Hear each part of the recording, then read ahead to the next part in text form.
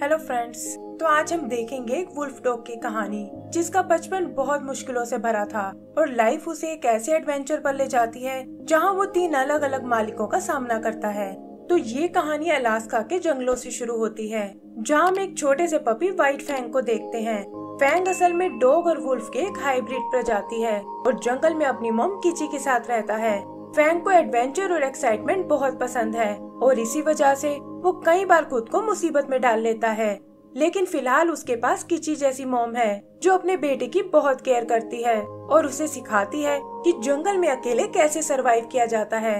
एक दिन उनका सामना कुछ दूसरे वुल्फ से होता है और किची तुरंत फैंग को लेकर छुप जाती है क्योंकि वो जानती है कि वो लोग उन्हें देखते ही मार डालेंगे।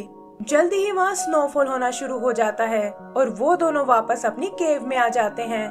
लेकिन वो नहीं जानते थे कि एक बॉब कैट वहाँ उनकी वेट कर रहा है और वो अचानक से किची पर अटैक कर देता है। फैंग भी छुपकर उनकी लड़ाई देखता है और तभी उस बॉब कैट की नजर उस पर पड़ती है। वो फैंग को अपना शिकार बनाने की सोचता है, पर किची बीच में आकर उसे मार डालती है और इसी चक्कर में खुद भी बुरी तरह घायल हो जाती है। अब वो शिकार नहीं कर सकती थी और उसकी लाचारी समझकर फैंग उसके लिए कुछ बेरीज तोड़कर लाता है। शाम को वो अपने लिए और खाना ढूंढने जाते हैं और तभी उनकी नजर कुछ इंसानों पर पड़ती है जिनके पीछे वुल्फ्स का एक झुंड लगा हुआ है। पता चलता है कि ये ऑफिसर स्कॉट और उसका डिप्टी हैंक है जो जिम नाम के क्रिमिनल को ट्रांसपोर्ट कर रहे हैं। हैंक स्कॉट से उन वुल्फ को शूट करने को बोलता है, लेकिन स्कॉट किसी निर्दोष जानवर को नहीं मारना चाहता और डरा कर उन्हें भगा देता है। रात को वो एक जगह कैंप लगा लेते हैं और हम देखते हैं कि किची और फैंग भी खाने की तलाश में वहीं आ गए हैं। एक्साइटेड फैंग जल्दी से उनके करीब जाना चाहता है, लेकिन किची उसे दिखाती है कि वो वुल्फ का गैंग भी वहीं आया हुआ है।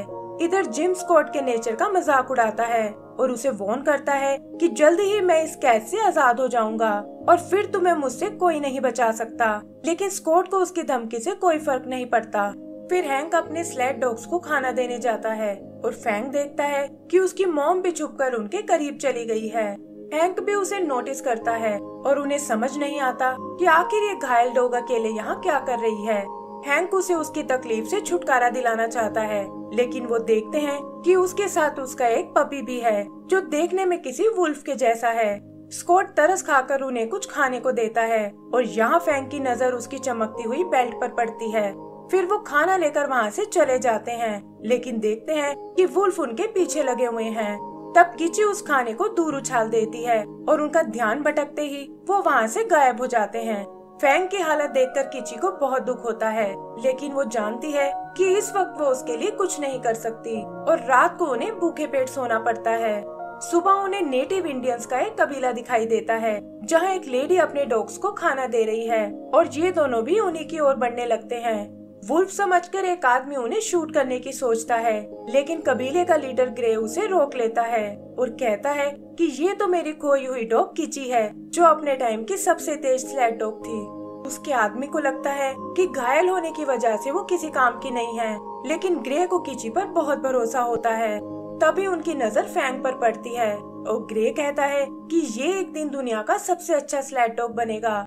रात को फैंग इस कैद से भागने की कोशिश करता है, लेकिन अपनी माँ को छोड़कर नहीं जा पाता और अपना इरादा बदल लेता है। इधर ग्रे एक बार फिर किची को ट्रेनिंग देने लगता है और फैंग भी ये देखकर उसे कॉपी करने की कोशिश करता है। फिर देखते ही देखते वो बड़ा हो जाता है और उधर किची भी एक बार फिर स्लेड डॉग्स को लीड करने लगती है। फिर एक दिन हैंक ग्रे से मिलने उसके कबीले में आता है और बताता है कि लोग आसपास के इलाके से गोल्ड माइन कर रहे हैं और इसीलिए मेयर इस जगह को बेचना चाहता है। ग्रे ये सुनकर परेशान हो जाता है क्योंकि अगर वो इससे भी ऊपर की ओर गए तो वहाँ उन्हें खाने पीने का कोई साधन नहीं मिलेगा। वो उसे इस जगह का प्राइस पूछता है और हैंक बताता है कि मेयर ने इसकी कीमत $450 लगाई है। ये सुनकर ग्रे इस जगह को खरीदने का प्लान करता है और कहता है कि हमारे लोग बहुत अच्छे ग्लव्स बनाते हैं और उन्हें बेचकर मैं मेयर को पूरे $500 दूंगा। हैंक भी ये सुनकर हैरान रह जाता है, लेकिन उससे प्रॉमिस करता है कि वो मेयर को इस डील के लिए जरूर मना लेगा। फिर ग्रे अपने लोगों से फर इकट्ठा करने को कहता है और बताता है कि अपना घर बचाने के लिए उन्हें बहुत मेहनत करनी होगी। फिर वो किची और बाकी डॉग्स के साथ फर इकट्ठा करने जाता है और देखता है कि फैंग भी उनके साथ आ रहा है।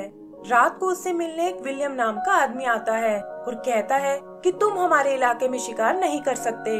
ग्रे उसे अपनी प्रॉब्लम समझाता है और वो दोनों इसका कोई सोल्यूशन ढूंढने लगते हैं। सुबह पता चलता है कि विलियम इसके बदले किची को पाना चाहता है और ग्रे के पास उसकी बात मानने के अलावा कोई चारा नहीं होता। फैंग भी अपनी माँ के पीछे उसके साथ जाने लगता है, लेकिन वो गुस्से में उसे भगा देती है और ऐसा लगता है जैसे वो उसे अपने साथ नहीं ले जाना चाहती। ये देखकर फैंग उदास हो जाता है और तब ग्रे उसे समझाता है कि अब तुम बड़े हो गए हो और तुम्हें अपनी माँ की शैडो से बाहर निकलना होगा। फैंग उदास होकर वहीं बैठ जाता है और देखता है कि स्लैट डॉग्स उसे देखकर एग्रेसिव हो रहे हैं। तब ग्रे फैंग को बताता है कि ये डॉग्स तुम्हें बिल्कुल पसंद नहीं करते और अगर कीची की तरह तुम एक लीड डॉग बनना चाहते हो तो तुम्हें इन डॉग्स की रिस्पेक्ट हासिल करनी होगी, क्योंकि ये सिर्फ डर की भाषा समझते हैं। फिर वो उसे अकेला बांधकर वहाँ से चला जाता है और फैंग देखता है कि वो स्लैग डॉग उस पर अटैक करने आ रहे हैं। वो उनसे बचने की कोशिश करने लगता है और ग्रे देखता है कि अचानक से उनकी आवाजें आनी बंद हो गई हैं। तभी वो डॉग्स भागते हुए वापस आ जाते हैं, जो बहुत ही डरे और सहमे हुए हैं और ग्रे समझ जाता है कि फैंग ने खुद को साबित कर दिया है। आगे हम उसे स्लैट को लीड करते हुए देखते हैं और ग्रे फर लेकर वापस कबीले की ओर जाने लगता है। वहाँ वो फर से ढेर सारे ग्लव्स बनाते हैं और ग्रे फैंग को लेकर उन्हें बेचने निकल पड़ता है। एक लंबा रास्ता तय करके वो फाइनली सिटी तक पहुँच जाते हैं और ग्रे देखता है कि गोल्ड की वजह से वो नेचर को बर्बाद कर रहे हैं। वो जल्दी से ग्लव बेचकर वहाँ से निकलना चाहता है, लेकिन इसके लिए उसे बहुत मेहनत करनी होगी। डेक पर एक आदमी से उसकी बहस हो जाती है, जो कबीले वालों को बिल्कुल पसंद नहीं करता और ग्रे भी चुपचाप वहाँ से जाने लगता है।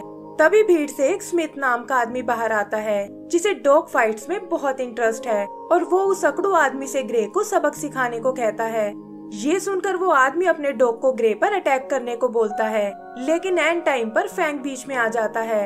ये देखकर स्मिथ की आंखें चमक उठती हैं और वो ग्रे से कहता है कि तुम्हारा डॉग एक बोर्न किलर है और तुम्हें उसे लड़ाई की ट्रेनिंग देनी चाहिए।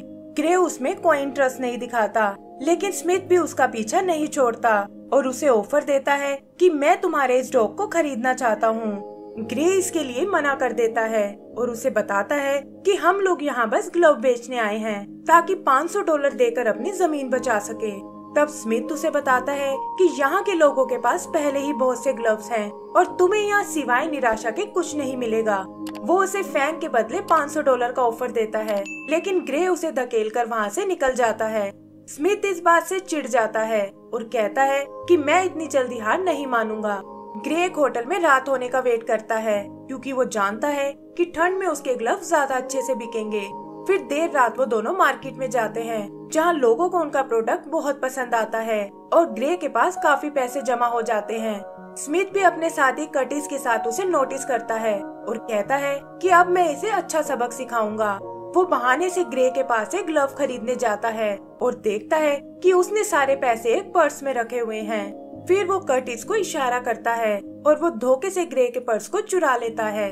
उधर पर्स ना मिलने से ग्रे परेशान हो जाता है, लेकिन उसकी लाख ढूंढने पर भी वो कहीं नहीं मिलता और वो उदास होकर रोड के साइड में बैठ जाता है। वहाँ स्मिथ एक बार फिर उससे मिलने आता है और कहता है कि अभी भी तुम अपनी जमीन को बचा सकते हो और ना चाहते हुए भी ग्रे फैंग को बेच देता है।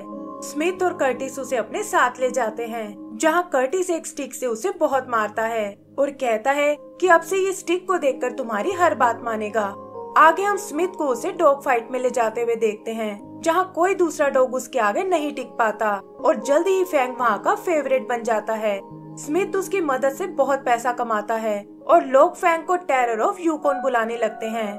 आज भी वो एक ऐसी ही फाइट करने आया है, जहाँ फैंग का मुकाबला 2 डॉग से होने वाला है, लेकिन फैंग आज लड़ने के मूड में बिल्कुल नहीं था और वो डॉग्स अटैक करके उसे घायल कर देते हैं। यही हम ऑफिसर स्कॉट को आते हुए देखते हैं, जिसे इन गैर कानूनी फाइट्स की टिप मिली है और उसे देखकर सभी लोग वहाँ से भागने लगते हैं। वो स्मिथ को वहीं रुकने को कहता है और बताता है कि तुम लोग एकदम जंगली हो गए हो और आज मैं तुम्हें नहीं छोड़ूंगा। फिर वो व्हाइट फैंग को चेक करने लगता है और तभी अचानक स्मिथ पीछे से आकर उसे बेहोश कर देता है। वो अपने साथ फैंग को भी ले जाना चाहता है, लेकिन देखता है कि स्कॉट ने उसे कसकर पकड़ा हुआ है और तभी दूसरे ऑफिसर्स की आवाज सुनकर उसे भागना पड़ता है। अगली सुबह फैंग फिर से खुद को एक कैबिन में पाता है, लेकिन देखता है कि ये उसके पहले वाले पिंजरे से बहुत अलग है। बाहर उसे एक लेडी दिखाई देती है जो असल में स्कॉट की वाइफ मैगी है, और फैंग उसे देखकर वापस कैबिन में चला जाता है। फिर मैगी उसे कुछ खाने के लिए देती है और स्कॉट को बताती है कि ये कोई डॉग नहीं बल्कि एक वुल्फ है। स्कॉट उसे उससे दूर रहने को कहता है, लेकिन मैगी को लगता है कि उस बेचारे को हमारी मदद की जरूरत है। अगली सुबह वो उसे दोबारा खाना देने जाती है और फैंग भी समझ जाता है कि उसे इस लेडी से कोई खतरा नहीं है। फिर मैगी अपने गार्डन से एक पेड़ हटाने की कोशिश करती है और तभी वो देखती है कि फैंग सीधा उसी की ओर आ रहा है। ये देखकर वो डर जाती है, लेकिन पता चलता है कि फैंग तो पेड़ हटाने में उसकी मदद करने आया है। स्कॉट भी आवाज सुनकर बाहर चेक करने आता है, लेकिन देखता है कि फैंग उस पर गुर्रा रहा है। मैगी समझ जाती है कि ये सब स्कॉट की स्टिक की वजह से है और उसे नीचे रखते ही फैंग नॉर्मल हो जाता है। यहाँ फैंग स्कॉट की बेल्ट को नोटिस करता है और उसे याद आता है कि इसी आदमी ने जंगल में उनकी मदद की थी, और ये देखकर वो स्कॉट से कंफर्टेबल हो जाता है। जल्द ही उन दोनों में अच्छी दोस्ती हो जाती है, लेकिन वो नहीं जानते थे कि कर्टिस छुपकर ये सब देख रहा है। इधर आँख खुलने पर स्कॉट देखता है कि फैंग ने काफी सारे चिकन्स को मार डाला है, और मैगी समझ जाती है कि जरूर चिकन की फैंस कहीं से टूटी हुई है। वो फैंग को लेकर चिकन के केज तक जाती है और वहाँ बने होल को बंद कर देती है। फिर वो फैंग को केज के अंदर ले जाती है और कहती है कि हम सब लोग यहाँ मिलकर रहते हैं और तुम्हें भी इन चिकन से दोस्ती करनी होगी। वो 1 घंटे बाद आने को कहकर वहाँ से चली जाती है, और इधर एक वुल्फ को देखकर उन चिकन्स की जान सूखने लगती है। स्कॉट को लगता है कि उसने बहुत बड़ी गलती कर दी है, लेकिन मैगी कहती है कि ये सब करना मेरी मजबूरी थी, क्योंकि जल्दी ही हमारे बीच एक नया मेहमान आने वाला है।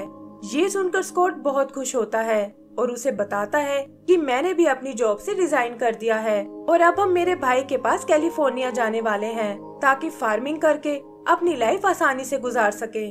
तभी मैगी को फैंग का ध्यान आता है, लेकिन वो देखते हैं कि चिकन अब उसके दोस्त बन गए हैं और उन्हें इस बात से बहुत खुशी होती है। उधर कर्टिस स्मिथ को फैंग के बारे में बताता है और वो प्लान करता है कि मैं स्कॉट को मारकर अपने डॉग को वापस ले आऊंगा।